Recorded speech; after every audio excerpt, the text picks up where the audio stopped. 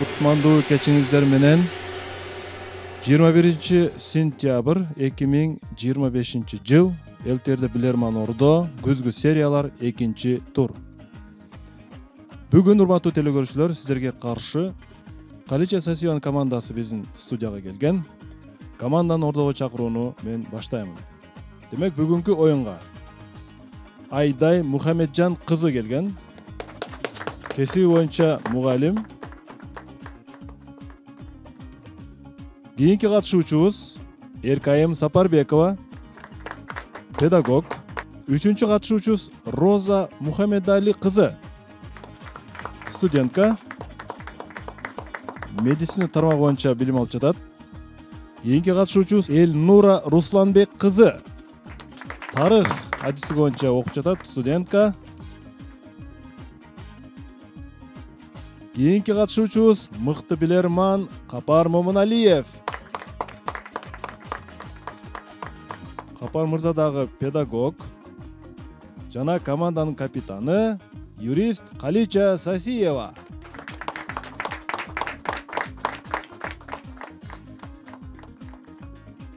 Мына ушул команда, урматтуу телекөрүүчүлөр, бүгүн сиздерге каршы оюн жүргүзмөкчү. Анда эмесе биз алда оюнду күзөтөбүз. Эсеп кандай болор экен? 45 мүнөттөн кийин билебиз. Каличайым, сиздердин акыркы оюнуңуздар жаз айында болгон. Анда финалда ойногонсуздар, бирок финалды жеңе албай калгансыздар. Бүгүн ошол жогорку лигадагы статусту сактоо үчүн оюн өткөрөсүздөр. Маанаңыздар кандай? Команда оюнга даярбы? Саламатсызбы, урматтуу алып баруучу, саламатсыздарбы Ордо, саламатсыздарбы урматтуу телекөрүүчүлөр, жалпы биздин көрөрмандарыбыз. Бул Билерман Ордо оюну ушундай оюн. Буга даярдыксыз келүү мүмкүн эмес. Буга дайыма даяр жүрүш керек да. Атайын бир күн алдын даярдануу дагы мүмкүн эмес. Ошон үчүн биздин команда негизинен оюнга даяр деп ойлойм. Маанайыбыз жакшы, себеби баягы кинодогудай ар бир оюн биз үчүн майрам. Кол чабуулар болсун. Команданын курамын өзгөрүүлөрдү байкап атабыз. Бул жаш оюнчулар менен оюн жүрүшүнө кененирээк таанышабыз. Жаштардан жакшы идеялар, жаңы идеялар чыгып, анан жаштарды дагы биз мындай жетелеп, үйрөтүп, алдыга сүрөгүбүз келет. Ошон үчүн көбүнчө жаштар менен дайыма командамдын курамын жаңылап турам. Бул бүгүнкү курамдын бардыгына мен ишенем. Жаңы мүчөлөргө ишеничим зор. Роза менен Элнур, анда сиздерге бүгүн ишенич чоң, командага жакшы мындай бир салым кошот деген ишеничтебиз. Анда эмес, урматтуу телекөрүүчүлөр, бизге жан кошулган телекөрүүчүлөр болсо, экрандагы даректерди жазып алыңыздар, уюлдук телефондорду алып. Биздин дарек урматтуу телекөрүүчүлөр, көрүп турасыздар, Ош шаары Алдынбек Татка көчөсү 330, Билерман Ордо интеллектуалдык оюнуна деп почтадан кат аркылуу жөнөтсөңүздөр болот. Почта бүгүнкү күндө иштейт. Ойлоңуздар, почтадан кат жөнөтсө болбойт деп жөнөтүңүздөр. Андан кийин болсо Facebook'та Билерман Ордо баракчабыз бар. Ал жерге катталып суроо калтырсаңыздар болот. Билерман ЧК ТВ күчүчө mail ЧК туру биздин электрондук дарегибиз. Жана Билерман астыңкы Ордо биздин Instagram'дагы расмий баракчабыз. Ал жерге катталыңыздар, суроо калтырыңыз, жана YouTube'дан Билерман Ордо оюндарын көрсөңүздөр болот. Ал үчүн сиздер YouTube'га Билерман Ордо деп жазсаңыздар жетиштүү. Башкы өнөктөштөр менен тааныштыра кетейин. Дагы бир жолу биздин башкы өнөктөштөрүбүз кондитердик фабрика бул Барбол. Барболго чоң рахмат. Адал таттуу дайыма жаңы гана продукциялар менен бизди кубандырып келет. Дагы бир өнөктөшүбүз бул Таев Костюмс дүкөнү. Таев Костюм сиздерге жана телекөрүүчүлөргө ийгилик каалайт. Команда оюнга даяр болсо, биз оюнду баштадык. 2-тур, күзгү сезон, эсеп монитордо 0-0, биринчи раунд.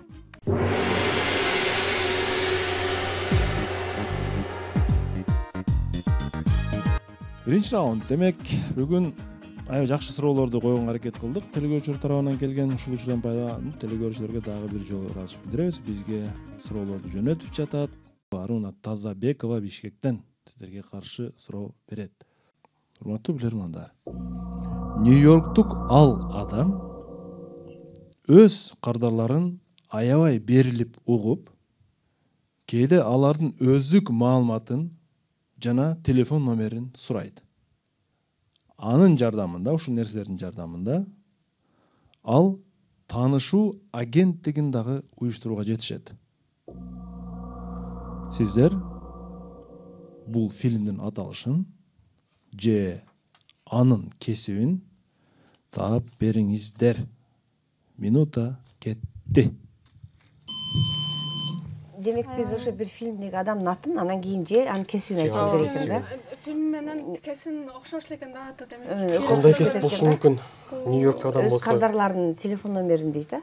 Эмесинде. Программисттер может ошентип чогултуп, Дагы неме Google почта. Жанагы балким неме Жандай колл-центрлер да болот го. Ошол жанагы сыяктуу Эдвард Сноуден кеше жок болду экен. Эдвард Сноуден Агент. топтогон агент 007 Агент. агент. Топтогонду эмне деп айтат дагы мен аталышы бар белгилемей бар. кандай Нью-Йорк адам Бул болсо. жанагындай швейцарлар бар го. Киребизде ошолор деле болушу мүмкүн, а? Таанышуу агенттигин ачкан болсо, бул кандай мен көрбөй өтүп кеткен кайсы кино болушу мүмкүн? Агент 007 деген кино деле болсо эле. Ага, жакшы эле вариант туруп бул эмеде агент дегенден эле Жана айтып койдум да. Двое Сиэтл деген кино бар эле, ушундай таанышуу жөнүндө. Том Хэнкс ойногон. Нью-Йорктук адам болсо, Нью-Йорк. Бул маалыматтарды өзүнө топтогон бир тиркеме бар. Тиркеме деле болушу мүмкүн да. кандай кино эле? Телефон. Кино. Кайсы кино бар? Калеч айым? Биз ушинтип сүйлөшкөнбүз, жооп чыкпай калса капар жооп берет деп. Команда ошентип. Капар демек взвод. Чолпонбай. Капар мырза фильмдин аталышын же ошол адамдын кесиби. Демек экөөнүн аталышы деле бирдей. Фильм менен мунун кесиби. Урматтуу алып баруучу, эми бизде албетте менде да бир жартылуу идея чыкпады. Эми мен жеке оюм боюнча бул кесиби программист. Кинонун атын эстей албайм, мен программист деп ойлойбуз. Жооп кабыл алынат. Программист суроодо айтып атам, ал адам өз кардарларын аябай берилип угуп деп атам да. Демек сиз ойлоп атасыз, программистке кардарлар келет деп, Кээде алардын өздүк маалыматын жана телефон номерин сурайт. Туура жооп. Бул фильмдин аталышы Таксист. Купидон лакап аты менен таанымал. Өзүнүн бизнеси бар, андан сырткары хоббиси катары такси кылган бул адам көптөгөн адамдардын башын бириктиргенге себепчи болгон. Урматтуу Апар мырза. Эсеп 1-0. Эсеп 1-0. Кардаларым ташып баратып эле, атыңыз ким, эмне жумуш кыласыз, эмне манаңыз эмнеге жок дегенде суроолор менен телефон номерин сурап ушундай баягы таанышуу агенттигин дагы ачкан экен да. Бул Нью-Йоркто Таксист деген сериал дагы бар, Францияныкы билесиздер, ал кинодо деле ушундай жагдайлар бар. Экинчи раунд. Экинчи раунд.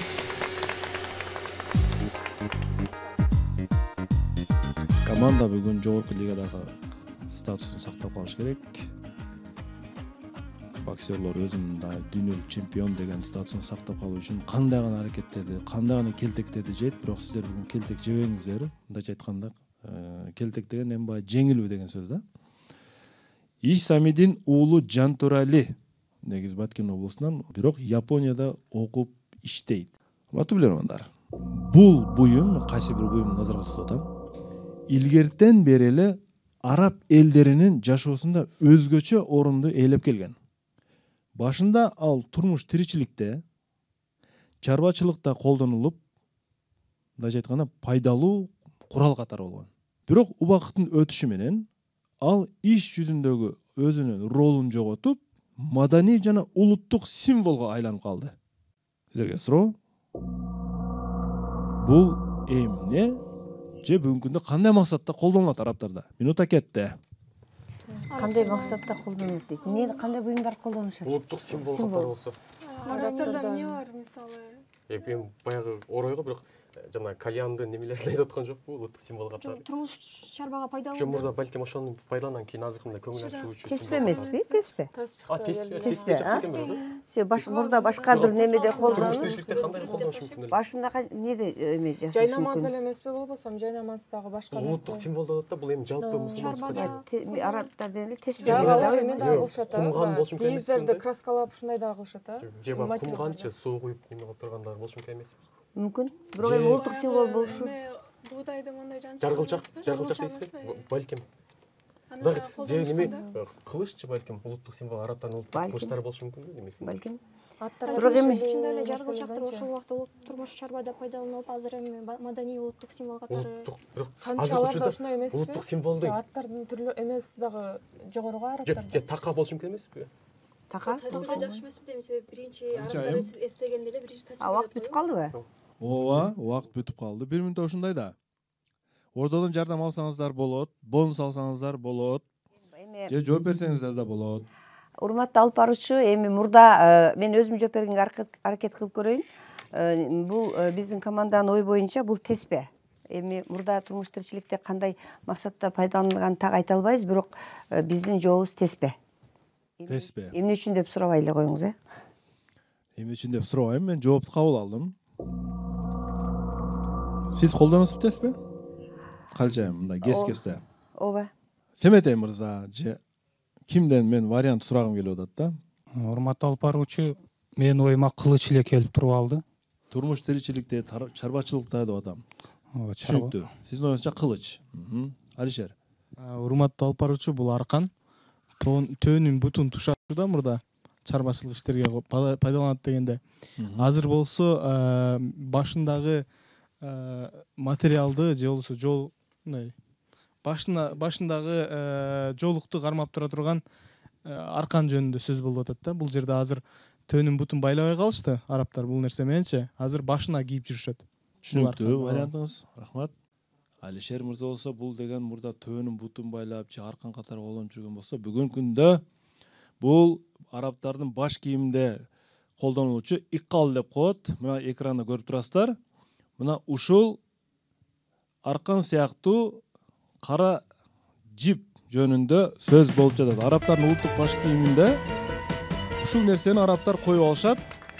Ушул иккал кара ушул арканы булар бүгүнкү күндө баш кийимине гана коюп калды. Исамидин уулу Жантөралды телекөрүүчүлөргө дагы бир упай алып келди. Өткөндө дагы Сагым Мамановдун командасы ушинтип 2-0 менен башталган. Андан кийин улап кетишкен. Негизи 3-чү раунд. Капар мырза, бул арабтардын бул баш кийими сиздерге бир эч чыбыр өтпөдүбү, бир чабыртап келбедиби? Эркайым, Капар, Калижеже. Аркан экени жөнүндө да мен мындай маалыматка такыр эмес экен да, бир өзүнчө бир ушундай жасалган деп ойлойт элем. Ошо аркан экендигин эми келди маалымат. Эшиналы Иманалиев, Манас шаары. Эми Манас шаары дейбиз эми. Указ чыкты.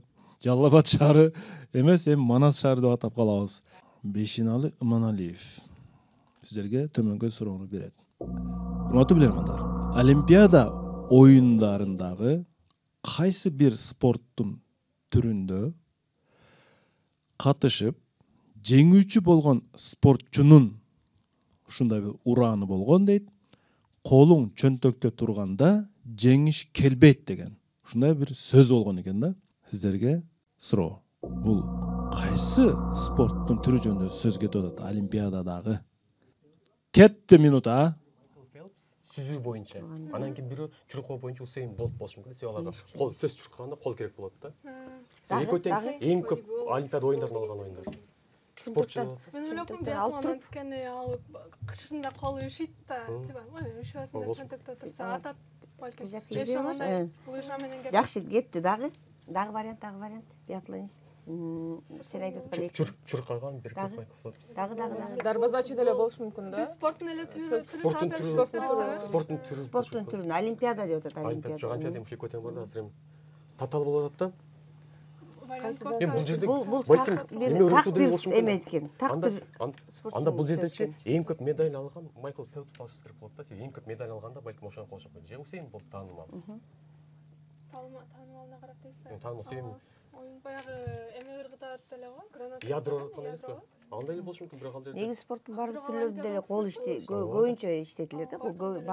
Баардыгында дээрлик баалап кол иштетилет. Мисалы дарбазачы Же жана боюнча эле атуу бош эмеспи, туруп жана калат, алган анан эмесмин деп кончтеги бош салат турганда кандыр деле, жок, бош турганда деле Ошол болушу мүмкүн эмеспи? мындай кыймылга даяп А мен кончтеги отуруп тилата берем деген болушу мүмкүн эмеспи?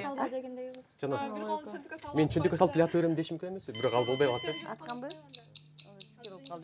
Колуң чөнтөңгө турса жеңиш келбейт деп атат да, бул тескерисинчечи.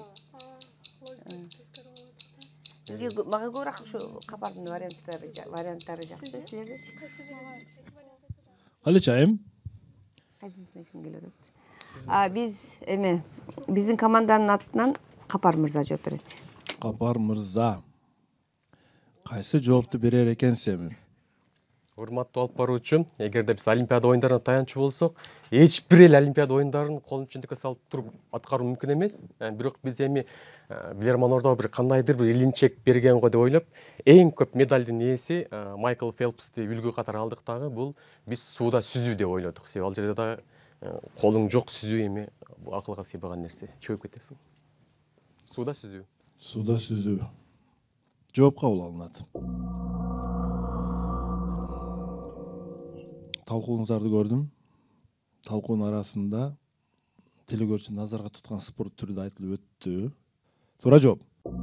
2024-жылдагы Олимпиадада 10 метр аралыктан тапанчадан ок атуу жарышында экинчи орунду алган Юсуф Диккеч туркиялык сиз айткан спортчу жөнүндө сөз болуп жатат, урматтуулар. Эгерде мен чөнтөктөн колум чыгарганда балким бир да алмакмын деген бир логика турат. 3-0. Эмне үчүн буга токтолбодуңуз, Капар мырза? Эмне үчүн? Жок эми жок түшүндүк, туура түшүндүк. Жеңиш, ал жеңиш эмес, экинчи орун. Биринчи орунда жеңиш өзү. 4-чү раунд. 4-чү раунд. Гүлүгат же кийин чабабы. Раунд. Гүлүгат өзүнүн юладагы ат өзүнүн тосмосунан ашып өттү. Экинчи тосмого жетпей калды. Кайсы суроого келдик? Жамалдин Нурбаев Араван районунан сизге каршы суроо берет. Батышта, Европа жакта идиш аякты тамак жеш үчүн гана эмес, ресторандарда үнсүз тил катары да колдонууга болот. Мен силерге азыр мониторго ресторандагы коюлган сервировканын бир түрлөрүн көрсөтөм. Демек, бул жерде кайсы тарелкадагы коюлуулар кандай аталышын жазган, бирок бирөөсүнө суроо белги коюп турат. Көрүп турасыздар, маселе ошол көрүнүш жөнүндө. Суроону улантам. Буга ресторан этикети деп дагы ат коюшкан. Ушундай көрүнүштөргөчү.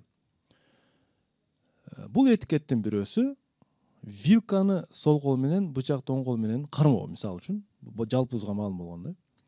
Тамактанган адам официантка же шеф-поварга ушундай көрүнүштөгү билдирүүлөрдү сүйлөбөстөн эле жеткирип коюшат.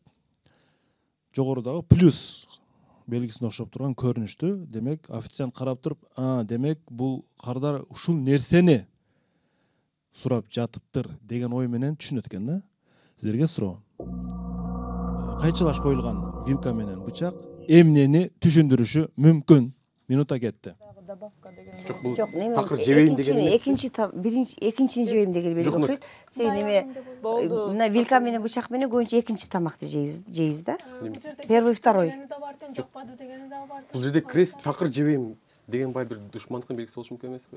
Балким экинчи адам келет tutуп турам деген маанилүү. Тойдум дегенде эле эмеспи? Тойдум деген жептим деген. Балким эмени тарелканы алып кете бергиле деген мааниде эмеспи? Же жептим деле ошол мааниге барабы? мындай крест коюп коюу бул батыштагы ишеним. Биринчи тамак, анан экинчи тамак белинет го, салат деп. А бул экинчи тамакты жебейм деген эмеспи? Жеп көрөт да эжеке барыыр. Бул эми Заказ бергенде. Дагы дегенде. Кошумча дегендейби? Билем, мен оюма Добавка керек десиңби? Ооба. Мисалы эме дейт го, кайра кайталаңыз дегенде эле бир вариант болуп атам да. Же плюс кошумча дагы ушундан билбейм да. Же тамактан деген. Же дагы бирөө келет деген эмес, дагы бирөө келет. Кошумча. Азырынча заказ бербейм деп, күтөм деген, а? Бул официантка болгон белги. Жок, ал пауза башка, ал пауза тамак жеп аткан мезгилдеги да. Дагы бирөө келет дегенде, я?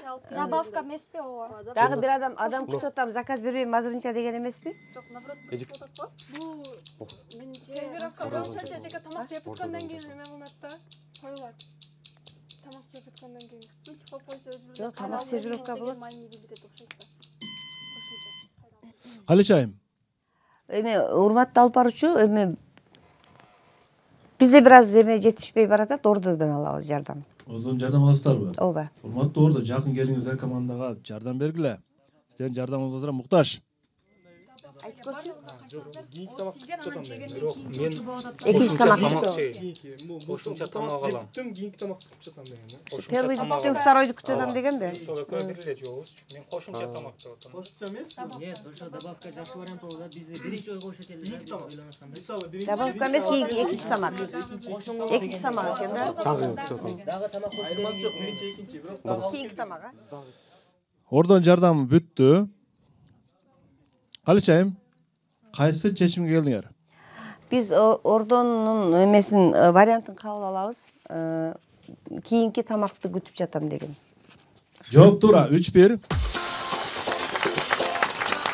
Кийинки тамакты күтүп жатам деген белги экен ушул. Көрүп алдык а? Эми биз тойго барып, мындай деле койбойбуз да, тойго барып курсак тойбуз келе беребиз. Раунд. Кийинки тамакты күтүп жатам. Үйгө барып бүгүн эми кашык вилка менен жейсиздерби жокпу билбейм. Ушинтип коюп көргүлөчү, эмне болор экен. Айпери Жаныбек кызы Кара Балта шаарынан сиздерге каршы суроо берет. Американын президенти, учурдагы президенти, АКШнын Дональд Трамптын биринчи жубайы Ивана Мари Трамп 1998-жылга чейин Трамп менен жашаган, кийин ал андан кийин дагы башка бирөөгө турмушка чыккан. 2022-жылы каза болду бул аял. Кокустуктан эле мындай каза болду бул аял. Каза болгондон кийин аны Трамп, себеби Трамптын 3 уулу бар, 3 баласы бар. Өзүнүн Нью-Джерси штатындагы гольф клубунда жерге берет. Гольф клубунда жерге берет. Мен сиздерге кайталап айтып атам, Анын Трамптын гольф клубтун аянтында мурунку жубайынын көмөсүнүн себеби эмне деп ойлойсуздар? Эмне үчүн? Гольф клубунун аянтына келип көмгөн. Минута кетти. Биринчи таанышуусу гольф клубда болгон эмеспи? Ошондой болушу мүмкүн. Ошол жерде өткөн болушу. Биринчи таанышуусу, экинчи үйлөнүүсү, дагы үчүнчү гольф клубу бул Трамптын өзүнүн клубу болду. Андай чогуу ачкан болушу мүмкүн. Эки чогуу ачышы мүмкүн. Аялына акыркы сөз деле болушу мүмкүн да. Керези болушу мүмкүн. Керези болушу мүмкүн дагы. Может, улдары дайым ошол жерге барып оюнуп, ошол жерде апасын эстейби?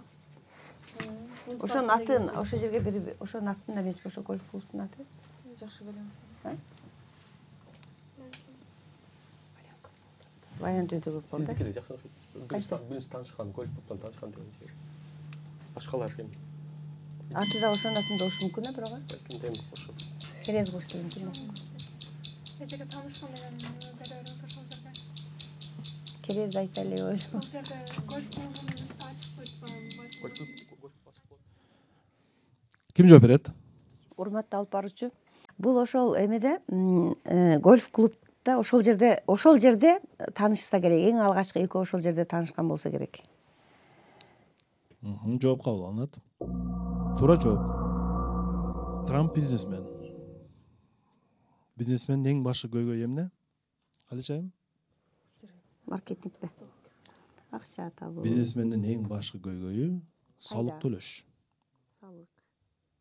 Демек, анын өзүнүн жеке гольф клубуна сөөгүн жерге коюшу, жерге мүлккө болгон салык аябай чоң болгондуктан, көрүстөндөргө салык алынбагандыктан дагы Нью-Джерси штатында мыйзамга ылайык салыктар үнөмдөө максатында чоң аянттын салыгын сактоо максатында ошол жерге көмгөн.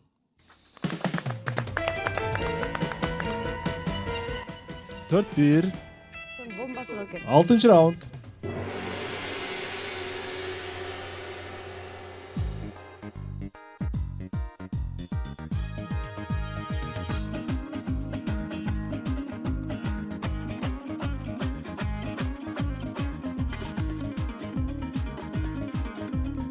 Тынчтык Кубатбеков сиздерге каршы суроо берет. биздин күйөрман. Суроого көңүл бурабыз. Футболдук дерби учурунда конок команданын чабуучусу тала ээлеринин дарбазасына укмуштуудай гол киргизип, күйөрмандардын катуу нааразычылыгын жараткан. Көрүүчүлөр ага колундагы болгон нерсесин баарын ыргытышкан. Спортчу өзүн жоготпостон ага ыргытылган бир предмет менен бир ишти кылып, кайра ал предметти ээсине кайтарып берип койгон. Сиздерге суроо. Футболчу ал предмет менен эмне кылган? Кетти минута. Мандарин сыяктуу берсе алып туруп жангыр өздөткөн эмеспи? Жок, дагы биринчиси бар, баягы нанды жей турган нерсени ыргытканда ошону алып үйлөп маңдайына тийгиз анан берип койгондо бир кадр бар эле. Бул оюнда. Жакшы вариант экен, аябай жакшы. Мен оюма дароо эле эме келди да, жангыр өздөт ойноп туруп кайра өзүнө. Кызыл карточканы өзүнө көтөрүп, рахмат мен чыкты. Ар нерсе менен ыргытып, нан менен да ыргыткан дейсиң ба? Баклажканы ыргытып берсе ичип эле. Кайра сузуна келген. Дагы рахмат дегендей кылып туруп кайра берип койду. Теп топ арасына топ келген эмеспи? Топ болуп бир нерсе келген эмеспи? Шарфын ыргыткан болсо, шарфын балким тазалап кага берип коюшу мүмкүн эми. Бир нерсе кылып. Дагы. Бир ишти аткарып туруп жатат, а? Форма ошондо футбол көргөндөрдө эмне бар өзү? Аларда суу алып келишет. Суу бар, жей турган нерселер бар. Кийимдер, шар негизгиси. Шар. Дагы. Ошол жанагы эме фактылы бул, а? Жей турган нерсе. Ким жооп берет? Убакыт аяктады. Бүгүн Капар экөөбүз жылдыз болот экенбиз да. Капар, бул сурооңузга Капар мырза жооп берет. Капар мырза. Урматтуу алып баруучу, биз билген маалыматтар боюнча бул жерде атайын баягы жей турган нан азыгы дейбиз, ошондой нерсе менен урганын көргөнбүз да, көп болгонбуз. Анан урганда ал ошол нанды алып, үйлөп, маңдайына тийгизип, анан кайта өзүнө берген кадр бар эле. Биз ошол нан азыктары деп ойлойбуз. Жооп кабыл алынат. Туура жооп. Спортчуга нааразычылык иретинде ар кандай нерсе ыргыткан деп атпайбызбы? Арасында телефонду да ыргыткандар болушкан. Мындай учурда спортчу, футболчу телефонду жерден алып, эмне кылышы мүмкүн? Капар мырза? Селфиге түшүшү мүмкүн. Ал өзүн селфиге тарткандагы өзүнүн каршылаш көрманына кайра телефон ыргыткан. Ушул учурда ал дагы ошол өзүн реклама кылуу менен бирге бул абалдан өзүн жоготпостон чыгып кеткен. Тилекке каршы Тынчтык Кубатбековдун суроосунда таба албай калдыңыздар. Эсеп болсо 5-1. Бир гана упай маселени чечип коюшу мүмкүн.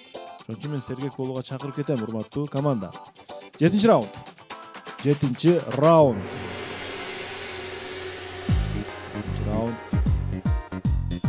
Роза жана Элнура. Сиздерден сунуштар чыгып атабы? Роза. Мээрим Тыныбек кызы Базар Коргон районунан. Убакыттын өтө тардыгын байкап атасызбы, Роза айым? Суроо Мээрим Тыныбек кызынан. Орус акыны, драматург Марина Цветаеваны балким сиздер билесиздер. Ушул Марина Цветаеванын ырында кездешкен бир предмет жөнүндө суроо бергим келди дейт. Кызыгы, ал предметке кызыга турган болсоңуздар, ал сиздерди же балким сизди же кимдир бирөөнү бешенеңизден киндигиңизге чейин кийинтип коет дейт. Ушул предмет. Бешенеңизден киндигиңизге чейин кийинтип коет дейт. Кийинтип дегенде балким тырнакча калсак да болот, албасак да болот. Сиздерге суроо. Мен бул ырдагы кайсы предмет же кайсы нерсе жөнүндө айтып жатам дейт. Акын, драматургдун ырында кездешкен бир нерсе. Минута кетти. Кол чатыр эмеспи? Кол чатыр да болушу мүмкүн. Тосуп коет. Анан дагы эмне болушу мүмкүн? Баягы эме бар го. Жо бешенеден да, бешене мына жерде. Же мындай неме эмеспи, мындай. Желпигич менен. Ошондой келди. Эме эмес, тухил эмес. Же шляпа эмес, мындай чоң шляпа кийген го, мындай тосуп алган. Да. Балким кендигине чейин дейт. Мына жерге чейин, мына жерден жерге чейин. Балким бул бала эмеспи? Баланы көтөргөн учурда Неме емеспи? Газета емеспи? Газета мынтип окуганда мындай кылып межден баштап бияка чейин тосот да. Тосуп калат да. Дагы сен эмнени айтып аттың эле? Тухи дедим атыр. Атырбы? Дагы? Ошондо бүт тосуп калат да мындай. Дагы? Как раз пешенеңин көзүңө чейин. Дагы? Ойлор калды. Газеталар жакшы вариант эмес. Все өттү. Ошо эң жакшы вариант ошо газета, шляпа, анан кол чатыр болуп атат да. Бүгүн акыраяна чейин болоюн деп чечтиңби? Жылдыз болоюн деп чечтиңби? Калич айым ким жооп берет? Азыр эми урматтуу алып баруучу Капар Мамыналиев десем кандай кабыл аласыз? Туура эле кабыл алам. Анда Капар Мамыналиев. Урматтуу алып баруучу, биздин команданын ою боюнча бул ошол мезгилде эң белгилүү болгон бул гезиттер. Анткени адам гезит окуганда мына көздөн ылдый, бул көкөрөккө чейин дээрлик тосулуп калат. Газета. Акыркы жолу качан гезит окудуңуз? Газет окуганда бир 10 жылдан ашып кетти. Интернет пайда болгондон бери гезиттен кутулуп эле калдым окшойт. Тилекке каршы жооп туура. Гезит бул. Эмне үчүн тилекке каршы дедим? Себеби Капар мырза 10 жылдан бери гезит окуйт экен. Окуңуз Капар мырза, окуңуз. Гезиттер чыгат азыр, гезиттер көп. Гезитке ишке кирген. Сиз гезит окуганды эмне колдонбойсуз Капар мырза? Эмне гезит окуйсуз? Себеби эми гезит бул конкреттүү бир адамдар тобунун көз карашы болуп калат да. Ал эми ал жерде маалыматтагы бир жума, балким бир айга эскирип калат. Албетте бизде New York Times жок, күн сайын чыгып турчу. Ал эми мына Facebook, Instagram же интернет булактарындагы маалыматтар секундастан кийин эле 1 минуттан кийин чыгып жарыяланып турат. Ошондуктан аны баалуу катары ойлойбуз. Ал жерде миңдеген адамдардын көз карашы болот. Ал эми мага миңдеген адамдардын көз карашын окуп, ошондон жыйынтык чыгаруу көбүрөөк жагат. Албетте Марина Цветаева бул 20-кылымдагы акын. Ошол кезде актуалдуу нерсе бул албетте гезит болгон. Оюн улантылат, 7-чи раунд. 7-чи раунд оюн улантылып калды.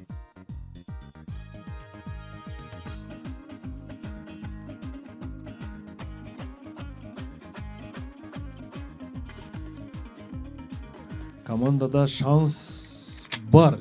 Кайсы бир деңгээлде шанс бар. Себеби 5тен дагы мындай өтүп кеткен учурлар болгон. Бехрус Бердалов Ташкенттен сиздерге каршы суроо берет. Бүгүн Бехрус Бердалов сиздерге кайсы суроону бериши мүмкүн? Сагын Маматовдун командасына Сагынбай Орузбаков тууралуу суроо берген кечеги оюнда. Бүгүн болсо Бехрус Бердалов сиздерге каршы бул суроону берет экен. Түндүк Кореяда эски элдик макал бар экен. Ал макалда, элдик макалда, байдын баласынын башы тегерек, кембагалдын баласынын башы жалпак болот экен да. Ушул макалда түшүндө айтышат экен. Байдын баласынын башы тегерек, кедейдин башы жалпак. Бул макал ошол кездеги үй бүлөдө байдын болгонунан улам келип чыккан дешет. Демек баланы карап туруп, бул байдын баласы экен деген бир турмуш чындыгынан келип чыккан экен. Ал нерсе бир нерсе экен.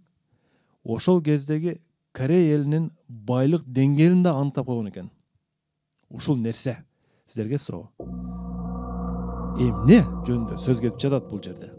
Минутта кетти. Өзү кореецтердин немеси бар го.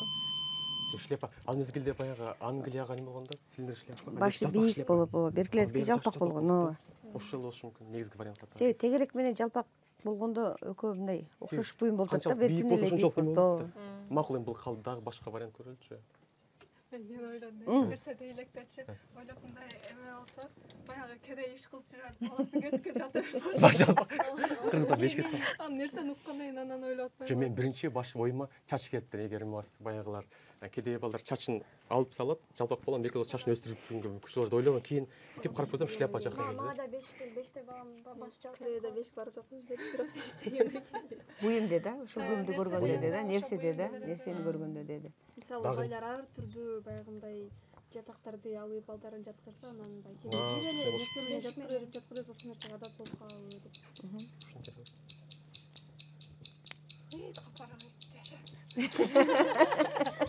бүгүн өзү баягы неме своя игра болду окшойт.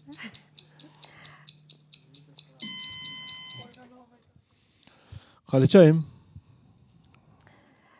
Бул Бул эмне? суроого дагы Капар мырза жооп берет. Капар мырза. Урматтуу алып баруучу, биздин команданын ою боюнча бул баш кийим же шляпа.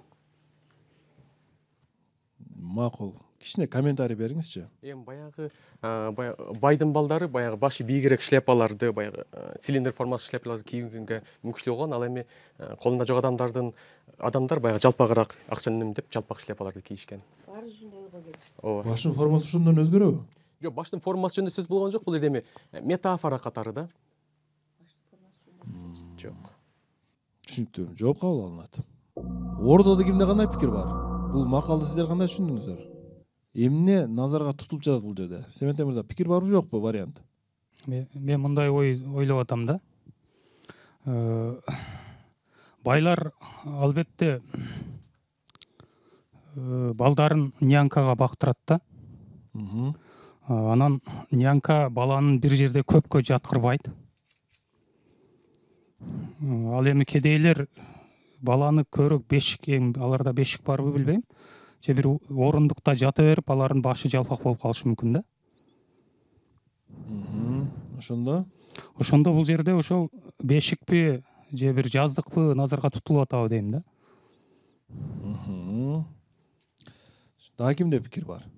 Эстеген айта кетейин, Семетей мырза жакында филология илимдеринин доктору деген наамды алды. Куттуктайбыз. Биздин билерман ордодо филология илимдеринин доктору бар. Биз сыймыктанабыз, Семетей мырза. Куттуктайбыз, Семетей мырза, сыймыктанабыз. Биздин магистр демек доктор болуп, докторлук даражага жетти деген сөз бул. Эми туура жоопту айтайын. Мен суроодо, Капар мырза, бул нерсе ошол Корей элинде ошол кезде Семетей мырза чаргытып өтүп кетти. Мындай толук басым жасабай, балким депчи. Бул жумшак жаздыктар жөнүндө сөз кетип атат, урматтуу Капар мырза. Үйдө жумшак жаздыктын бар экендигинен кабар берет. Байлардын үйүндө жумшак, жакшынакай жаздыктар болгондугу үчүн алардын балдары жатканда башы жаздыктын баягы жумшагына биротоло басып жатат да. Баш кенен жумшак абалда фигурасын жоготпойт. Кембагалдардын үйүндө жаздык жок болгондуктан, эркайым же катуу таарлар болгондуктан башы жалпак болуп баягы катуу полго ылайыкташкан. Бирок Кореяда ушундай элдик макал болгон экен. Жумшак жаздык болгон үйдө, демек ал үйдө бардар үй бүлөнүн балдары деген ушундай бир сөз келип чыккан экен. Мына ошентип, урматтуу команда, урматтуу телегөрүүчүлөр, Бехрус Бердаловдун суроосу менен команда 6-2 эсебинде Тилекке каршы жеңилип калды. Жана жогорку лигадагы статусун сактай албай калды команда. Команда чындыгында күчтүү команда, бирок бүгүн эмнегедир команда ачыла албады да. Эмнегедир. Байкадыңызбы Семетей мырза же жокпу? Мага эмнегедир ушундай байкалды. Жаңы оюнчуларга ийгилик каалайбыз, Роза менен Эльнура. Бирок бул команданын жеңишине түздөн-түз таасир этет ар бир оюнчунун пикири. Түздөн-түз таасир этет. Себеби бул ушундай оюн.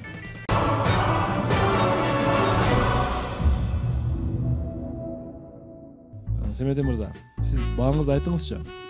Бул экинчи тур, бүгүн Калчан жогорку лигада финалга ойногон команда жазында. Урматтуу алып баруучу, бүгүн команданын жолу болбоду деп туралы. Бирок буга чейинки көрсөткүчтөрү абдан мыкты болуп келген. Ийгилик жылмайбады деген дагы сөз менен айтсак болот бүгүн. Анан командадагы 2 ай бою ошол жайкы эс алууда болуп, бир аз формасын жоготкон. 3 ай болуп атабы? 3 ай бою бир аз машыкпай калышкан окшойт чамасы. Анан жакшы ачыла албады бардык эле билермандар. Ойногон эле 2 билерманды көрдүм. Бул ошол Калча эжеке менен Капар мырза бүгүн активдүүлүгүн көрсөттү да. Анан калган мүчөлөрү эмнегедир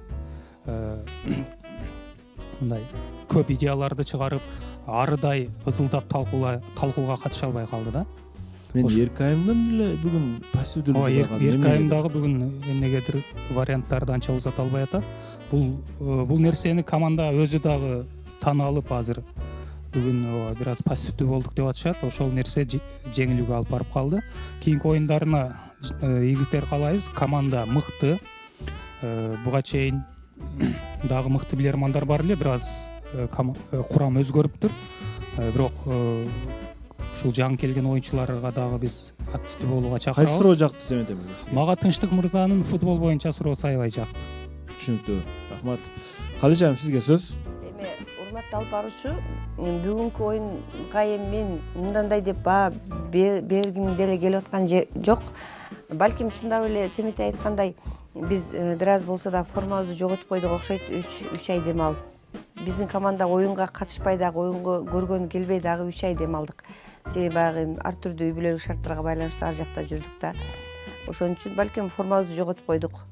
Анан кийин оюндун негизи билерман ордодогу оюндагы көп жеңилүүлөрдүн себепкери суроонун туура эмеси багыт болуп калат да. Илмек издеп таппай эле башка жака кетип калабыз. Өзүбүздө деле күнөө бар негизи. Анан биздин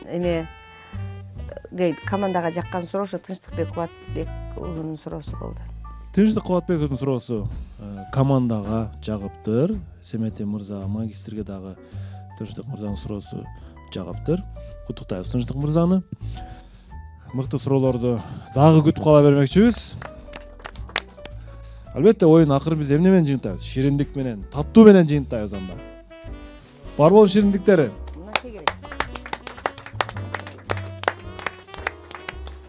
Кабыл алып коюңуздар. Адал таттуу дайыма жаңы гана продукция менен сиздерди кубандырып келет, бизди кубандырып келет. Чоң рахмат бар болго. Анда урматтуу телекөрүүчүлөр, ушун менен экинчи тур соңуна чыкты. Баарыңыздарга чоң рахмат. Билеги күчтүү бирди жыгат, билими күчтүү миңди жыгат. Көрүшкөнчө аман болуңуздар. Ассалому алейкум.